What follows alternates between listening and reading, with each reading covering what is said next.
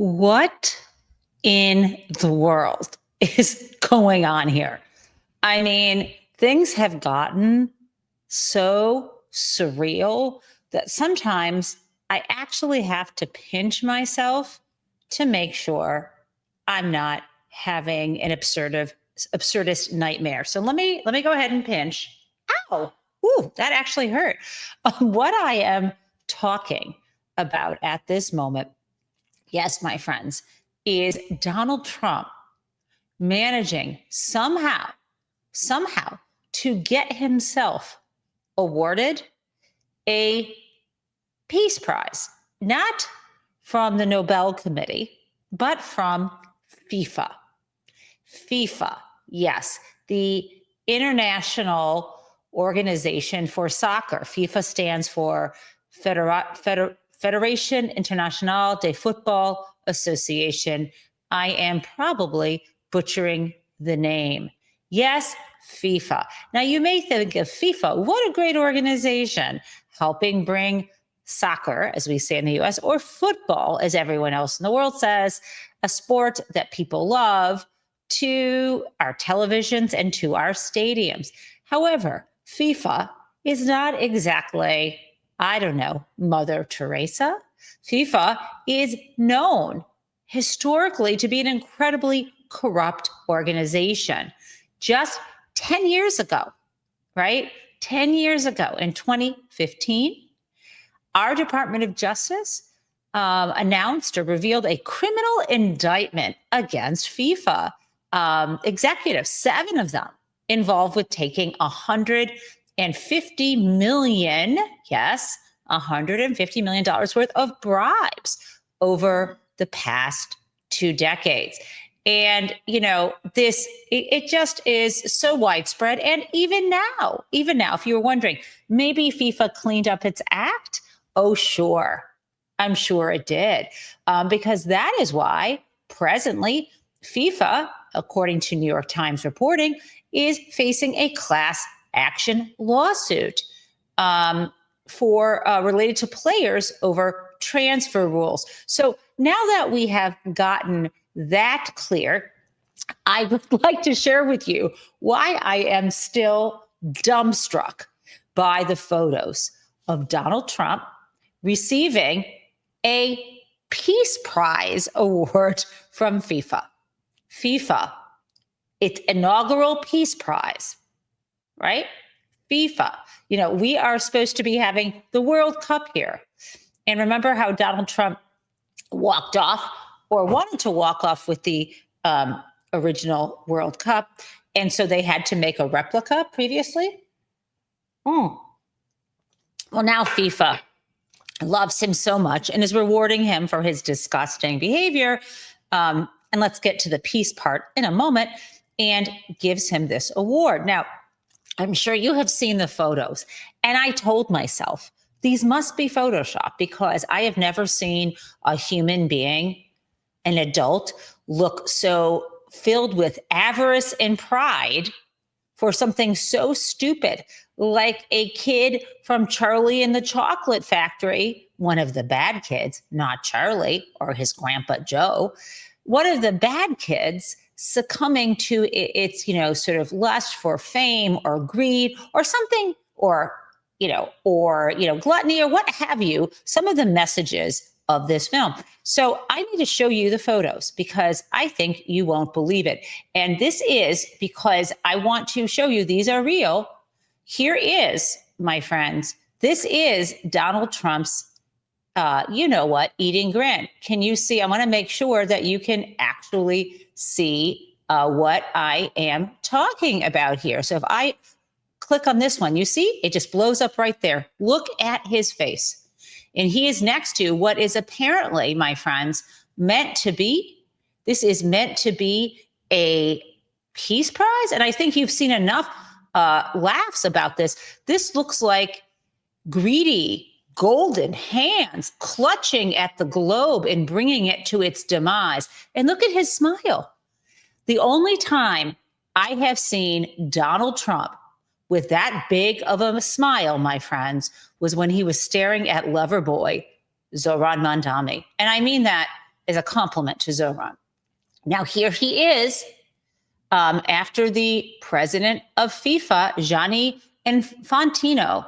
Infantino gives him on Friday in Washington this award. You see him, look at his mouth. He's trying to find a way to put this ribbon over his head without smearing his pancake makeup. And there Donald is quite seriously thinking about his award. Here's another photo. He is so filled with pride. The one that is, to me, absolutely flippin' insane is, and I'm gonna blow this one up so you can see it. Look at this.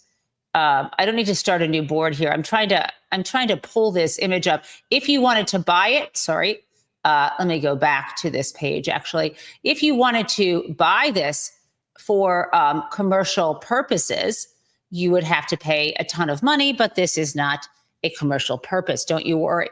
Look at his face. He, with his hand, the way he is holding this ribbon, like the Grinch who stole Christmas, or it's just the most disgusting, lusty look at this undeserved award. Yes, that is what is going on here in America.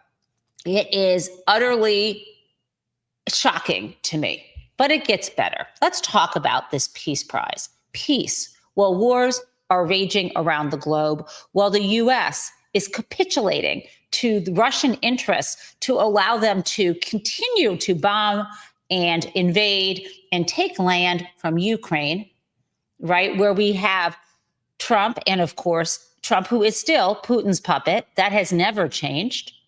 What's really going to bother me is the day when this all comes out and all of us who were told we had Trump derangement syndrome will not be vindicated, but in our own hearts will know what fools the rest of the world is about this. Not the rest of the world, but I would say hundreds of millions of Americans who voted for him.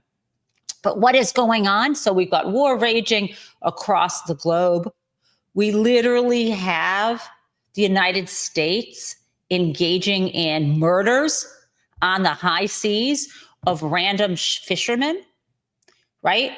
Who, and we're going to get a little more details on that, who are now finding, let's talk about just the first of the many drone attacks on fishermen apparently carrying cocaine on small boats in international waters. Let's just talk about that first one in the U.S., September 2nd, the so-called double tap strike, where the Admiral Bradley saw two fishermen clinging for their life on a smoldering wreck and decided after 41 minutes to kill them after he had already murdered the others on this ship. I mean, it is right with the justification for the first murder. So this gets better, right? The justification for those first murders, that these fishermen were engaged in a drug war as terrorists against the United States. Well, guess what we have just found out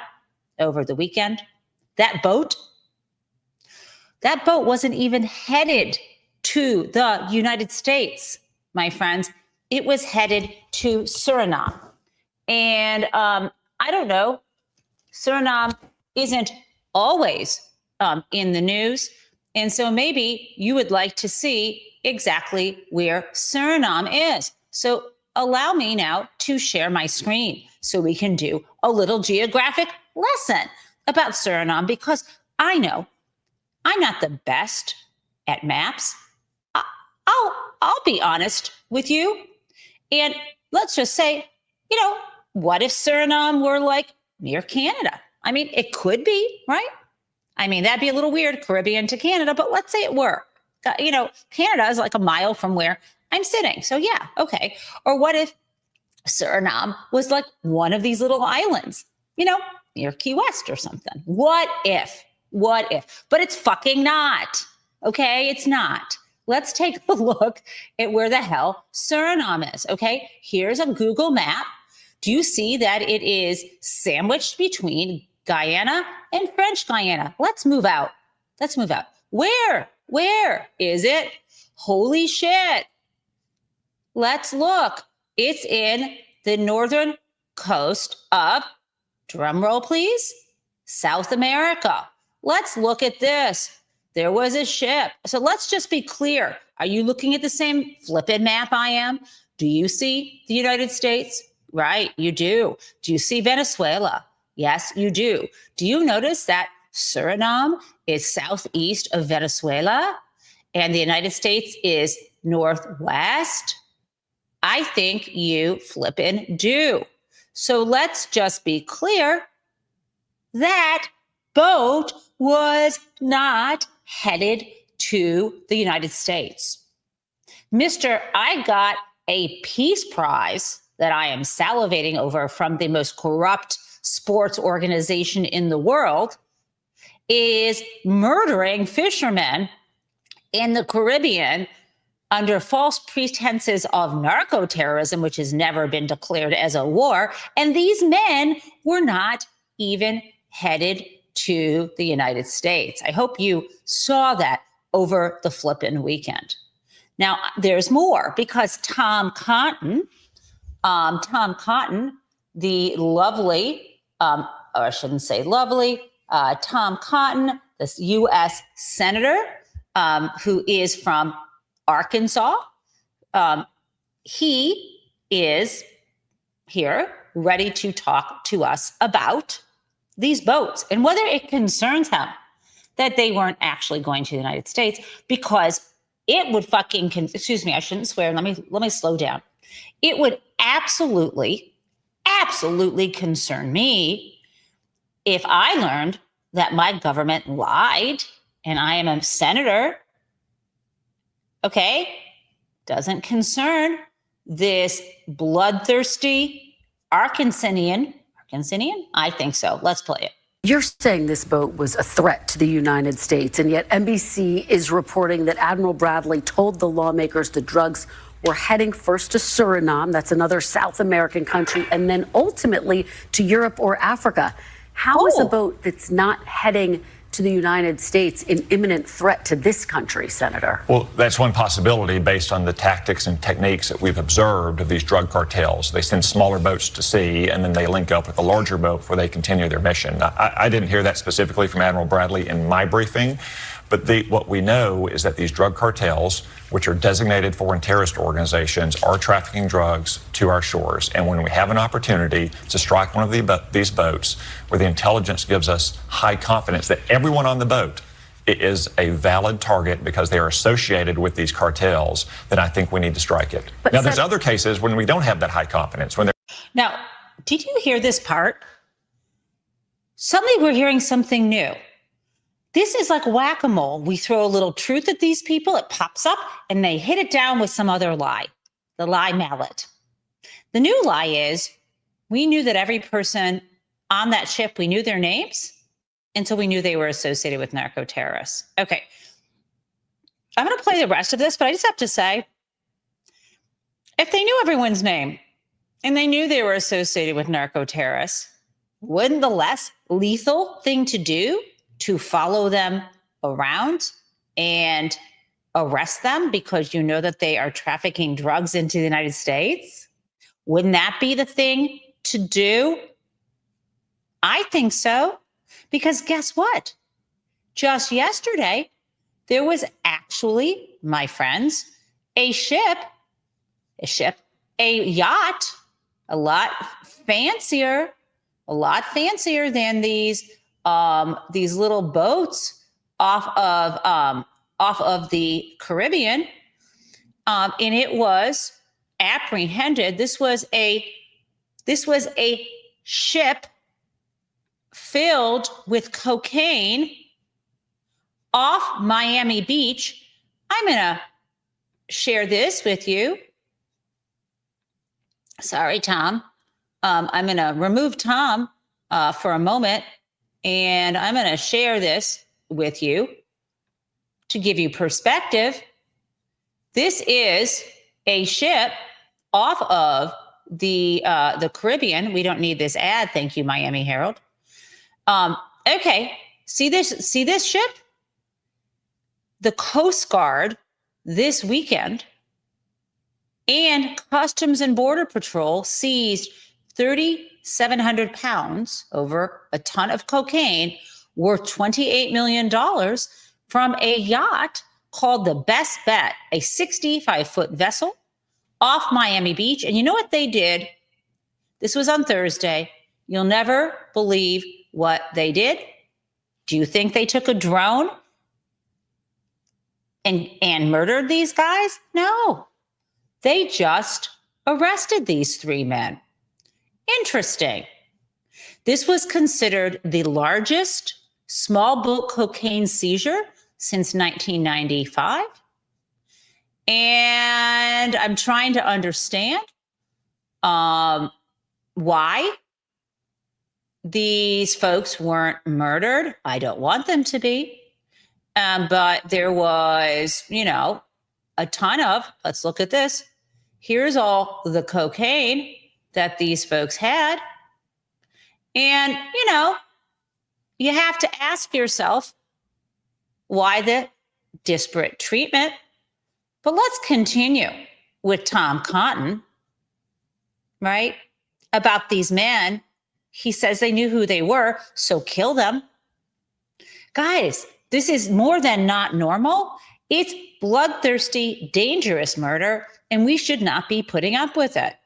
I mean, I don't know what I'm supposed to do, but I'm telling you we shouldn't. And I'm not sure what my plan is yet, but let's learn more from the total lying sack of rotten potatoes, Tom Cotton. For instance, young girls that are being human trafficked, and obviously our military wouldn't take that strike. What?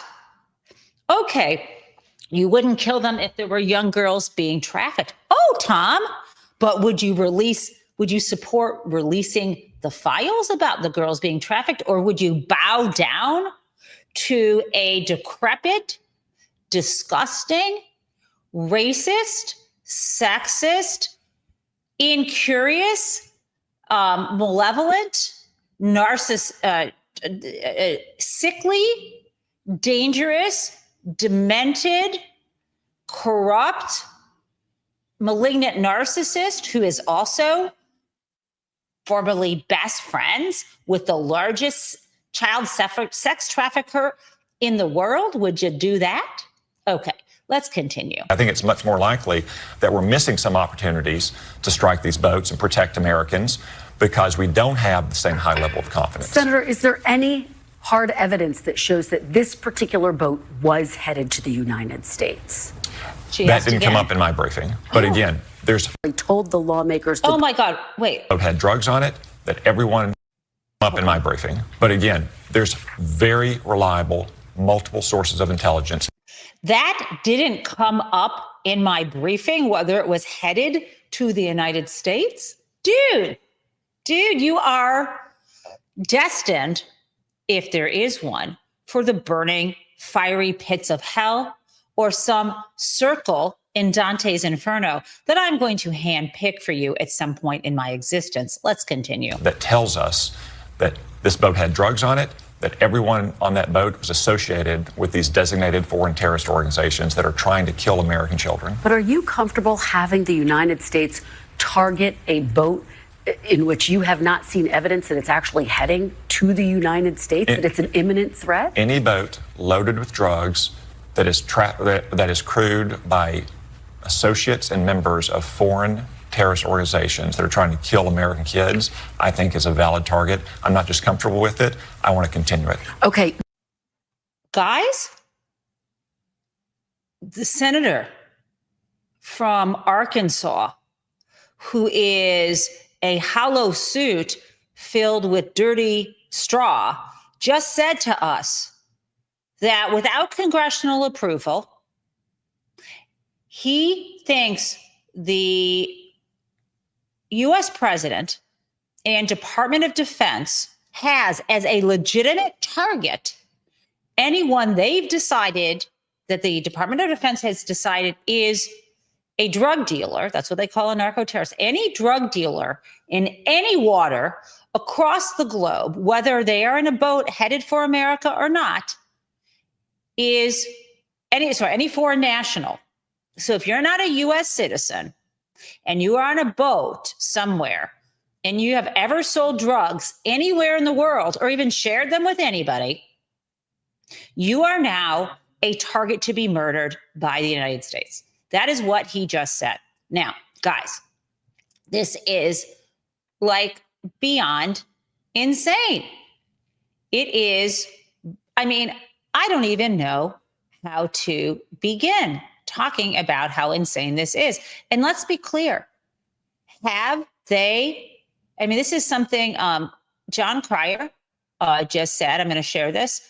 Former child actor, really good on social media. He said in response to this that now Admiral Bradley is saying that lawmakers, that everyone on the boat was on a list of military targets, that all 11 people, they determined they were authorized to be killed. Now, who authorized this? Let me just, I mean, I feel like I just need to go to where this is. The Admiral told lawmakers, you don't need her right here, guys. Admiral Bradley told lawmakers that everyone on the alleged drug boat was on a list of military targets. Now, friends, sorry, I was supposed to share that screen with you so you could actually see. Here we go. Right? On a list of military targets.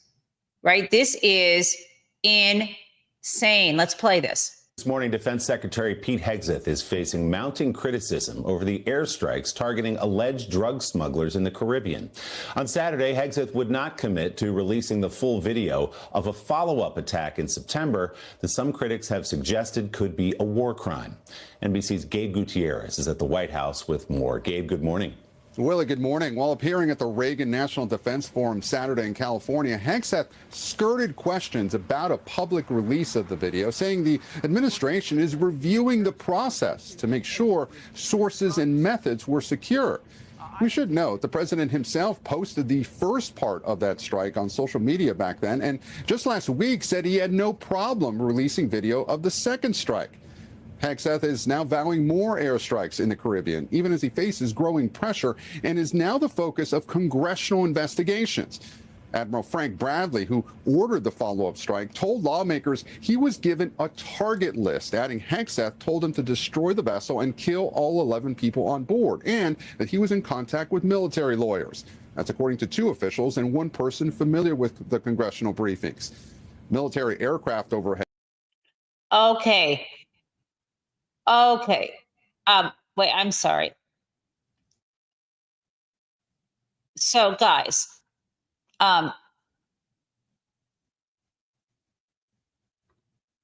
okay, guys, I am kind of utterly stunned by this, and I want to show you. I just missed this little piece of this that I want to add back on here in a second, but I could make a list of military targets. It's like a burn book on Mean Girls. Like, you could make a list of military targets. Were these justified? He was in contact with lawyers? In contact. Yeah. Text my lawyer and say, can these people be murdered? Or text my lawyer and say, hey, want to have lunch? That's in contact, you guys. What the hell? Okay, we're going to get a little bit more into this, but I want to share this, the rest of this, so you can hear. I'm coming in at the same information in different ways, but this is really bad. Okay, let's continue. Was given a target list, adding Hegseth told him to destroy the vessel and kill all 11 people on board, and that he was in contact with military lawyers. That's according to two officials and one person familiar with the Congressional. So remember, we keep getting a different story. The other day, we were told that Hegseth had never said kill everybody. And then everyone was saying, well, if he'd said kill everybody, well, first we heard that he said kill everybody. And that would be a no quarters order, which is illegal under international law and under U.S. law. That would be a war crime even if this whole thing wasn't murder. That was really bad. Then we hear, oh, Hegseth never said kill everybody. Now we're hearing again, oh, he said kill everybody, but it's cool, guys, because these people were on a military target list. Kind of like Osama bin Laden, right? Come on. Do you believe this? They're trying to pigeonhole this into anything they can do, and they can say, but Obama, right? Okay, let's continue listening to this before I have a few questions from John Cryer. No briefings. Military aircraft overhead, the sources said, spotted the two survivors waving their arms before launching follow-up strikes more than 30 minutes later, killing them and sinking the boat.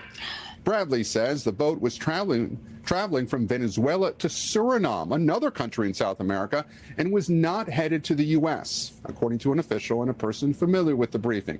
On Friday, the Coast Guard posted this video appearing to show members firing at a boat, saying it seized thousands of pounds of cocaine.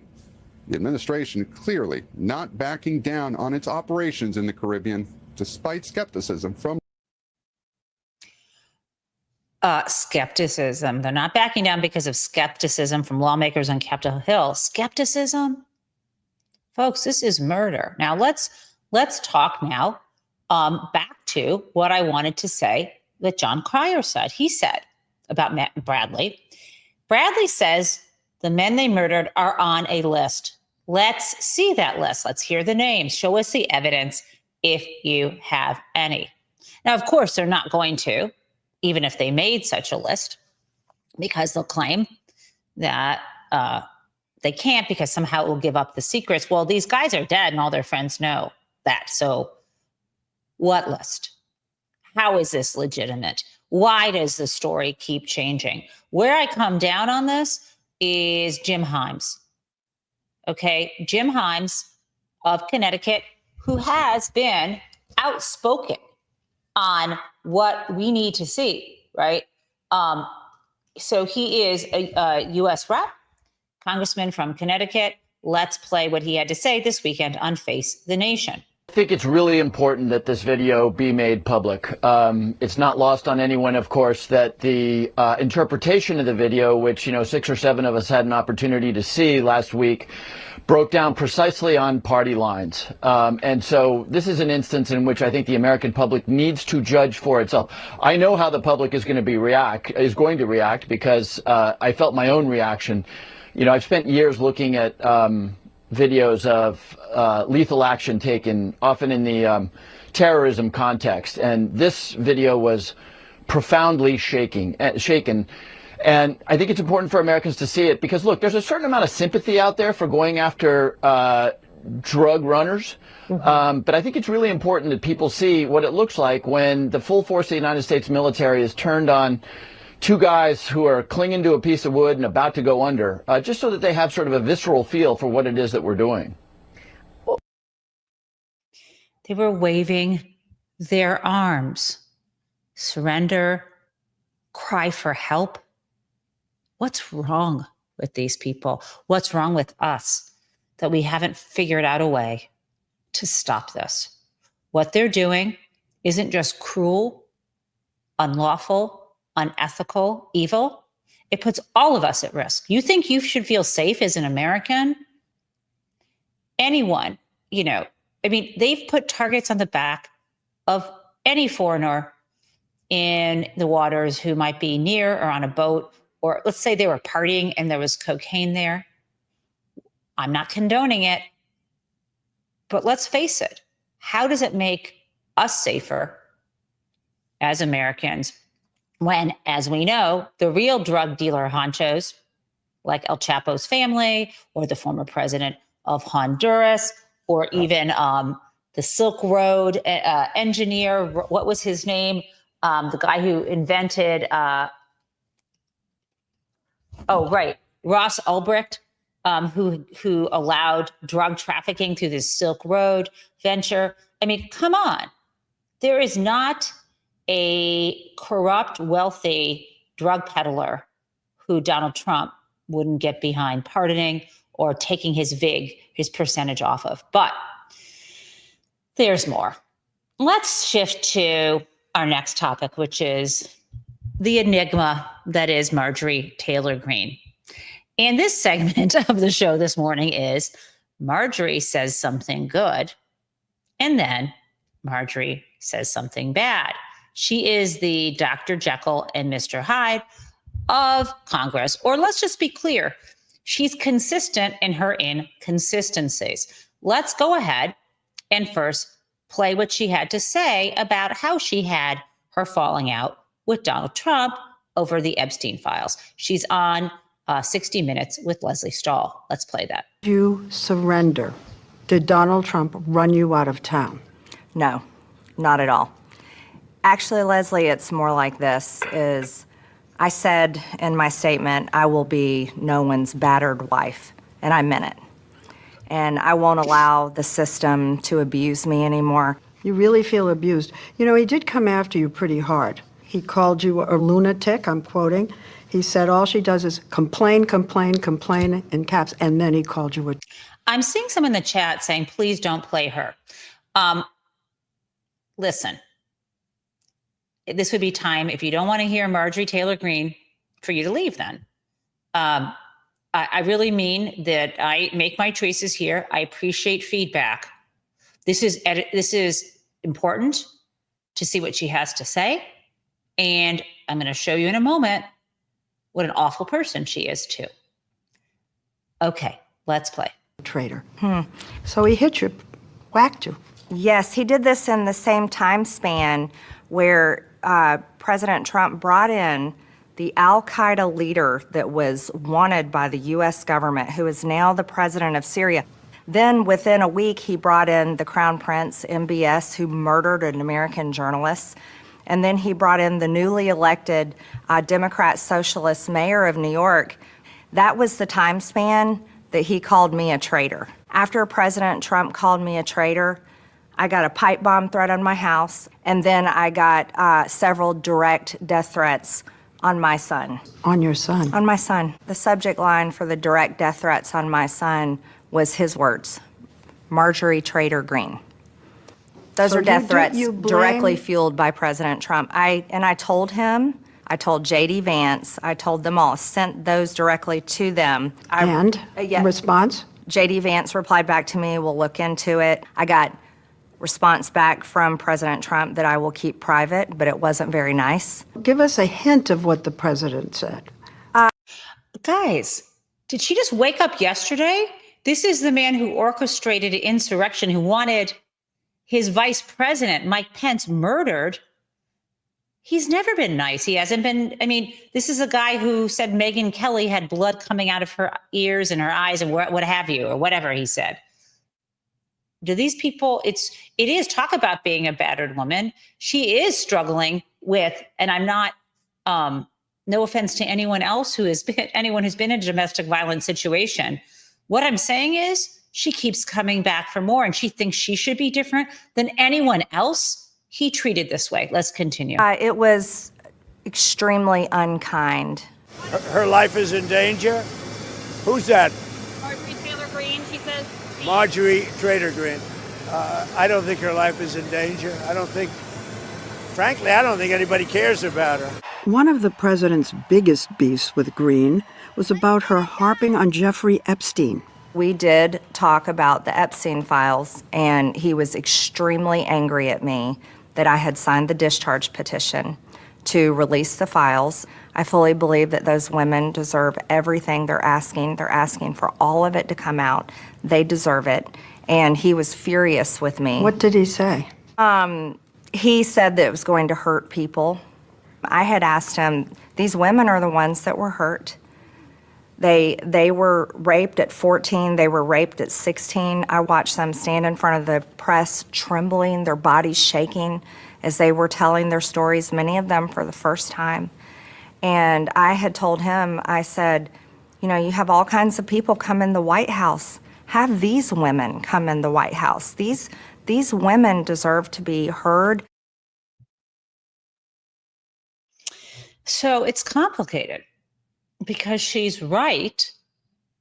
But the problem is, like so many people who are selfish or don't see us all as interconnected, it's like her team or your team, like she just, a huge contradiction.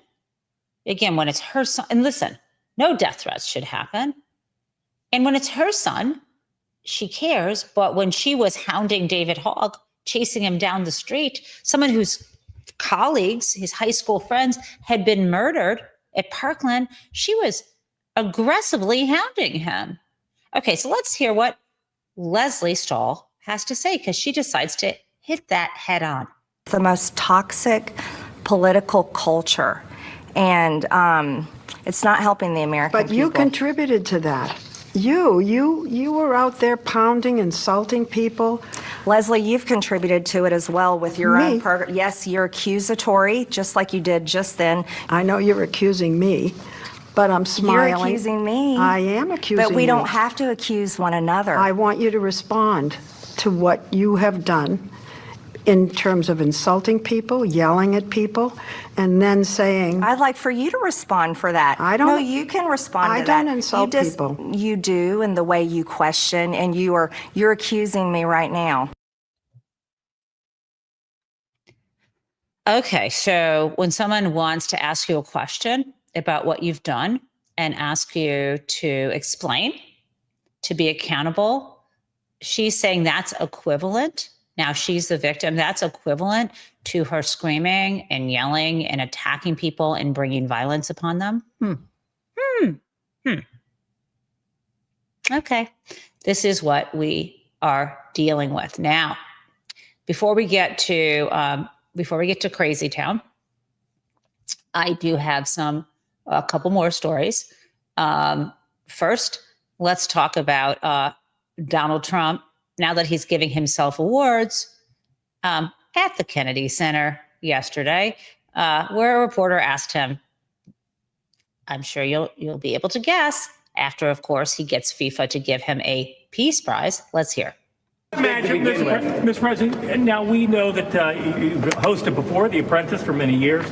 Could you imagine next year maybe you're not hosting, but maybe you receiving the Kennedy Center honors?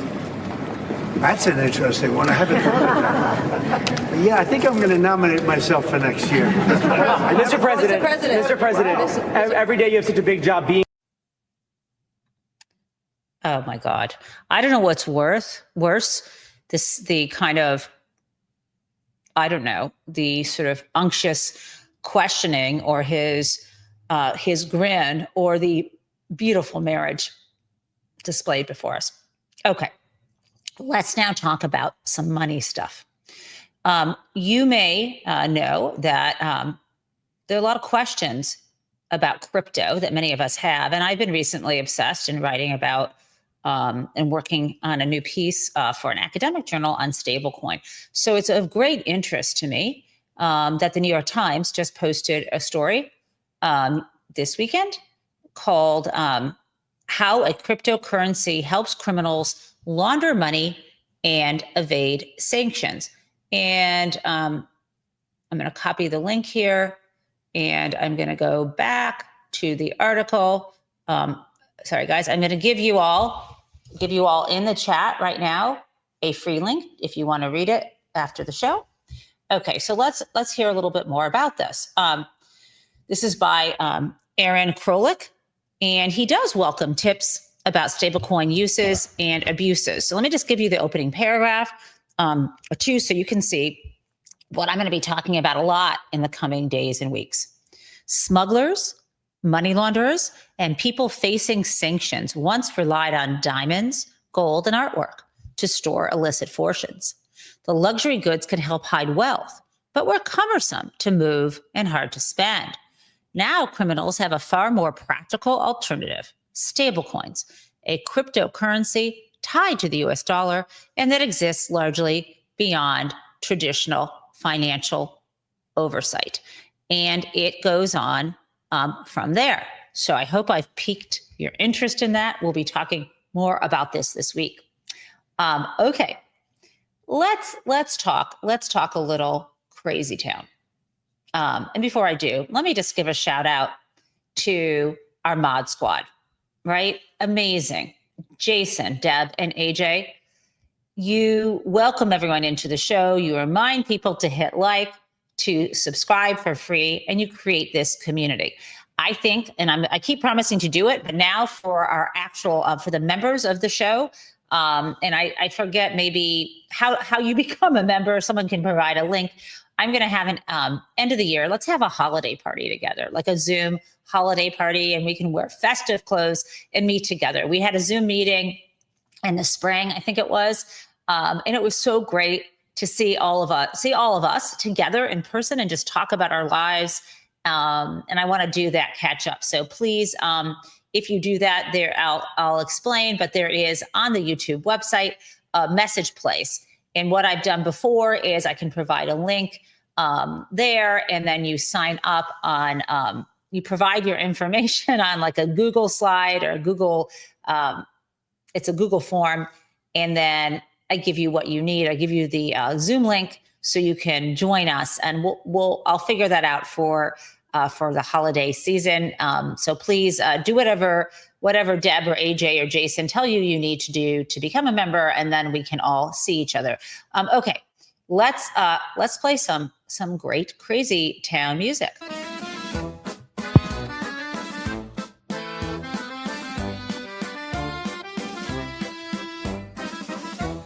This is my interpretive Crazy Town dance. Okay. Crazy Town is what is right now going on with ICE. Let's start. This is a 3-part Crazy Town. Part 1, Tom Homan confronted by Dana Bash on CNN about the fact that ICE is also going after U.S. citizens. Let's hear. The Department of Homeland Security posted on social media this week that ICE does not arrest or deport U.S. citizens. Just the other day, I'm going to show you some video. There was an incident of masked ICE agents targeting a 22-year-old mother in New Orleans, chasing her to her home, even though she told them she was a U.S. citizen. And then there was this video, which I am actually going to show you. It was an incident in the state of Florida.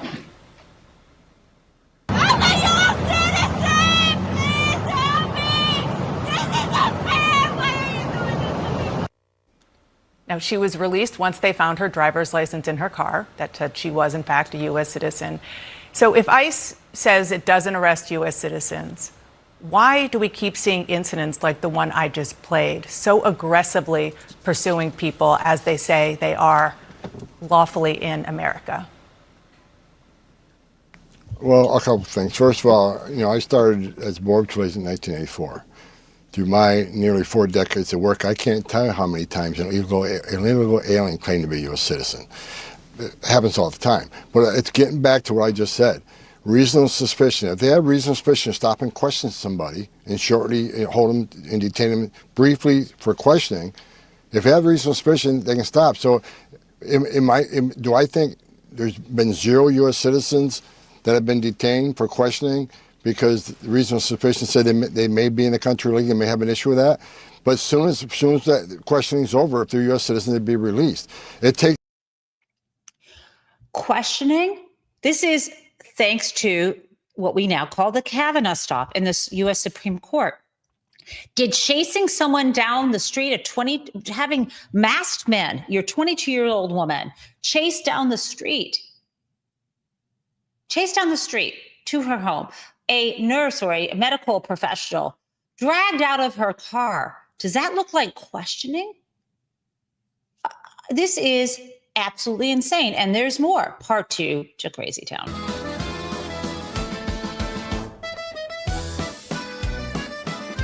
Okay, part 2. These thugs who are being hired by Homeland Security, either as customs agents or ICE or whatever, what have you. I don't even know what titles half of them are given. What they're doing is reminiscent of what Germans did when their Jewish neighbors were dragged away, stole their stuff. This is essentially a bounty hunter. This is a guy who comes in, arrests someone, even if they're not lawfully allowed to be in the United States, who knows, but then takes it a step further and personally confiscates their belongings. Let's watch this. Well, your uncle's in jail. Yeah, that's cool, but I want the truck. You stole the truck. and I got you on video, and I called. So what's happening here is ICE dragged this young man's father away, and his son realizes that the ICE agent is stealing his truck. Anaheim PD already, they're aware. It doesn't matter. There's a GPS on it. Just to let you, there's a GPS on it. He's right here. Call the police. That's what's going down. It doesn't get better because of the budget that was approved, and not just, I should say, not just the budget, but also the appropriations through these continuing resolutions. No one's even talking about the ICE budget. They're focused just on the price of the price of healthcare, and not what a nightmare this is going to continue to become. But here's the remedy. Earlier in the show, I'm like, what do we do about what's going on the high seas? Well, I can tell you what we can do about ICE. People are organizing. This is the positive part of the show. Things are crazy, but some people know how to cut through the crazy. Let's play this. Thank you so much. So say it again. This is 1,000 New Yorkers are attending. This was the weekend, a hands-off, or we're attending. I learned about this over the weekend, sorry. A New York City training program to learn how to protect their neighbors from ICE. I think that's great. We should be organizing everywhere to do that. And I'm going to make it my plan to find out in my neighborhood or near me what I can do to organize with others. We are stronger together. The answer is seeing our own humanity in the humanity of others. That's what we're here for. Seeking liberation, kindness, accountability, protecting people from violence and exploitation, helping people heal, all of that good stuff is why we're here. We don't have to live in Crazy Town. Anyhow, thank you guys. I will see you bright and early tomorrow morning. It's still December. Happy pre-holidays to all of you.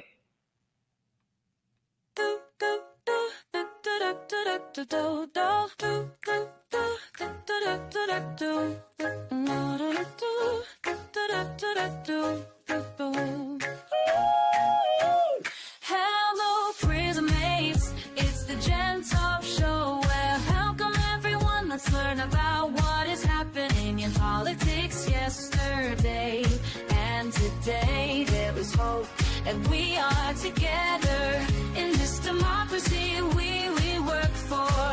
And again, welcome to the Taub show.